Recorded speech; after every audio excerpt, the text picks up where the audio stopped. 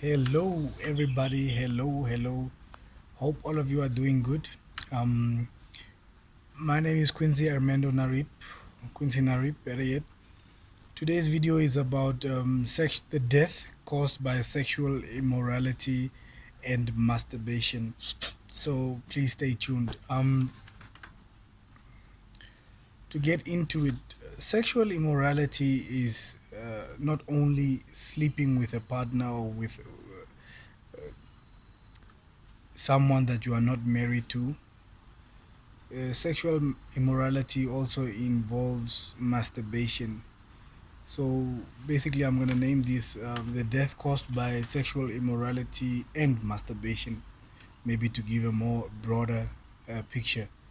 So there are several things happening when people are having sex who are not married to one another, and that is how demons come and take part during your sexual intercourse. Demons are at that sex scene, that crime scene, basically. And there are also some Bible scriptures that I'd like to share with you guys to prove that unmarried sex with partners is an immoral thing to do, and that it's sin. And also, I'd like to share with you guys some scriptures on masturbation and sexual immoralities altogether. So to start off, we will start with the book of First Corinthians, chapter 6, verse 18. And in that book, it reads that the sin that you do outside your body doesn't directly harm you, but the act between you and a partner whom you are not married to harms your body and is abomination to Christ, because he brought in the law of marriage for people to enjoy sex, or for married people to enjoy sex, better yet. And also in the book of Ephesians chapter 5 verse 3 to 4, it reads that there shouldn't be even a hint of sexual immorality by your mind, or lust at your mind. You should, because the Bible even says that whoever looks at a woman lustfully has already sinned in his mind. So I've come across the fact that I can now look at a woman and just appreciate God for her beauty, and then I command my eyes to look away before it becomes lust. Because the longer you keep staring at a woman, the longer you keep looking at her figures and her behind, it becomes lust. And what's a behind got to do with the beauty of a woman, guys? I mean, what's a behind at the end of the day? It's just something that somebody sits on. The world has marketed things. The demonic world has marketed things, and took even the things that the Lord has created for His righteousness, and misused the things to for the means of darkness, man. So we really need to pay attention and keep focus when we look at women, or when women even look at us men. And I'm not even going to touch on the topic of gayness and same-sex sins and all that, because that already within itself, whether married or unmarried, is just a sin. So I'm here to talk about men and women who are having sex before marriage, or having sex with partners that they are not married to, stuff like adultery and all of that. So I'd like to show you guys a couple of pictures, uh, like just like here's a picture of the spirit Jezebel that takes over a man's mind, and causes him to start with the spirit of lust. Jezebel is actually the one that that creates the spirit of lust within a man's mind, and then she devours your inside. And then here's also another picture of somebody who is having sex with a partner that they are not married to, and how demons join them and take their semens, and take things within them spiritually, after or while having sex, and after having sex, and after the lust, after Jezebel is coming, some other demons come do their thing as well. And also, to add to that, I would like to advise that the spirit of Medusa, the Versace brand that you see here, the spirit of Medusa is also one of the biggest forms of lust. Actually, it's also a spiritual demon that causes men to fall, and not only men, women as well. Because when you look at somebody and desire them sexually, or when you are not married to them and so on, the spirit of Medusa takes over your mind. She traps you with the snakes that are on her hair, and you fall away into lust. So Versace has also really deceived people when it comes to her brand image or whatever head that Versace has on their brand with Medusa, because Medusa is actually a demon, man, and you guys are out here spending the most for this clothing brand that is gonna lead you to hell at the end of the day. And so I want to share with you also the scriptures, Leviticus 15, chapter 15, verse 1 to 18. I want to share with you um, the book of Second Timothy, chapter 3, verse 16 to 17. And I also would like to share the book of First Peter, chapter 2, verse 11, and the book of Galatians, chapter 5, 19 to 21, and the book of Hebrew 13, verse 4. So check out those scriptures, and then you will also see and read and understand that sexual immorality and masturbation takes away a lot from you. The world has marketed semen retention. What people do is just market the things of God, but in their own way. So they have brought in semen retention and how it helps you and what and all of the jazz. But at the end of the day, semen retention basically is put in as a law by God for people who are not married, so that they can have their own strength. Because imagine, um, when you release sperm into a woman, it is so powerful, and it releases so many cells into the number of billions.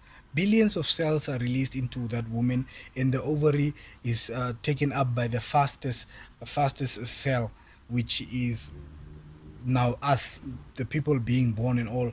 You are a single cell who are challenging or racing against billions and trillions of other cells, of other siblings, members basically of the sperm cell. So imagine sperm gives life. So imagine they said semen retention, but actually it's the retention of strength.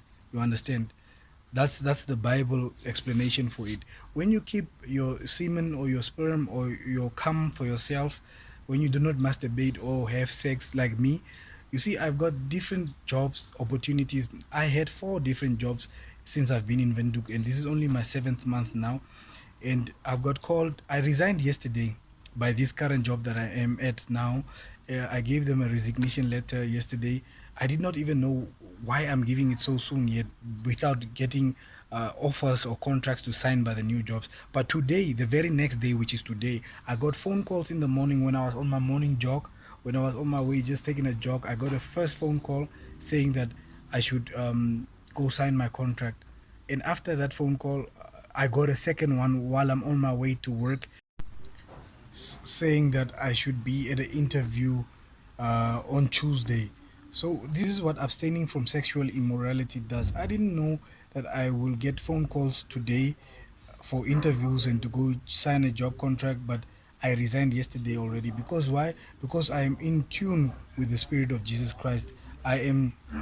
I'm not saying I'm free from sin totally, but uh, I make the right choices when it comes to abstaining from sexual immorality, abstaining from smoking and drinking and cussing and all those things. So I just wanted to motivate you guys, honestly, to stay away from sex while you are not married, and to period stay away from masturbation, guys. This is taking from you, it's killing you spiritually. And remember, I truly love you. So why would I want to keep the word of Christ just for myself and not help my brothers and my sisters? So all of you that are out there, help each other. Say no to your boyfriend, say no to your girlfriend. Your girlfriend will be more impressed if you actually turn her off and tell her, hey, we are not married yet. Let's not do this. Let's first work hard on ourselves, achieve some things in life, and then get married and then enjoy sex. Why would you want to have sex with somebody that you're not married to? Another gentleman made an example of sellotape. He sticked it to his hand, to the inside of his hand. He sticked it and he said, "This is how it feels when you have sex for the first time." And then he pulled it off and sticked it again. Then he said, "It's how it feels when you have a second partner. Pull it off, paste it back on, third partner. Pull it off, put it back on, fourth partner." And as he was going, later on the sellotape was not sticking to the palm of his hand. And then he said, "It's how it becomes when you keep on having sex with different people. The bond is no longer there because you have created a spiritual bond with demons." That's actually how it works. So, guys, abstain from sexual immorality and abstain from masturbation. We have it. We have sex. We finish. He's done. Pow pow. You know what I'm saying? It's over with. All of a sudden, right, this crazy sensation like comes over me. Like it's like this feeling like I gotta do it again. Now, you know, like most times after you do it once, most people are good. You know, they're like, all right, cool, boom, got it. Not me. Not at that moment. So I'm like, I look at him and I'm like, come on, let's do it again. And he like, all right, like, give me a second, let me get myself together. And this anger comes over me. Irritation just consumes me, right? And I was like, I looked at that man like he done said the most disrespectful thing to me. And I turned my head slow and I said, what's going on? And he like, bro, just let me get myself together for a second. And I'm like, no, let's go. And he's like, bro, okay. Let me figure out how to get this thing back up. What do I got to do? Because she's acting crazy. And obviously, I really don't feel like it was me at that time. Like, I really feel like I was being influenced, by a demonic spirit. But anyway, because it just didn't even make sense. Like, that wasn't even my character. I'm not even that type of person. I don't get angry like that. So even the feelings of being upset and angry, like, it wasn't even me. So anyway, I hear that voice again. That real small voice, like, Brooke, you don't have to do this. At that point, I'm irritated by the voice. I'm like, bro, I don't care what you're saying. This is what I'm about to do. Like, I'm about to do what I want to do. And so he's ready, and, we get in position to do what we got to do. We're about to start again, and I hear the voice one last time saying, Brooke, you don't have to do this. I'm like, moved it to the side again. When we started having sex that second time, all of a sudden, as soon as he entered, entered in, I don't know if I'm being too graphic, but I'm just trying to be real, y'all. As soon as it, boom, started, the entire room got dark. So imagine, like, you can see around in the room. Like, the TV was on, everything. I had turned the TV off, actually. Now I'm thinking about it. I had turned the TV off right before, the second time. But my window was huge, and I lived in the city, so, like, it was a lot of lights and stuff like that, so you could still see. You know what I'm saying? Like, you could still see. When I tell you, as soon as we started doing it, the entire room got darker. So imagine, like, there's no reason for your room to get darker. All of a sudden, you go from, like, you can kind of see to almost pitch black. Like, I ain't never seen no room switch colors like that before. And obviously, I was on the bottom, so I looked up. And when I tell you, I could see a shadow of a freaking demon, bro, standing over top of me, like over top of our bed.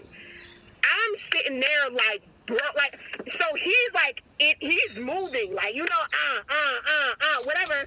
And he doesn't see because his face is looking down. I'm looking up like, there ain't no demon just over top of me. No lie.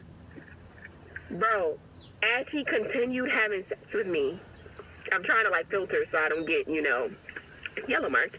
But, I literally see the demon smiling, bro. Not only just see, but feel. Like, I don't even know if you can understand that, but it's like I could feel his smile. Craziest feeling ever. Like, literally just, like, weird, bro. Smiling over top of me. Obviously, Jesus loves sex. He created it, right? Like, Jesus is not like, ew, no, sex. He's like, yes, sex, get it.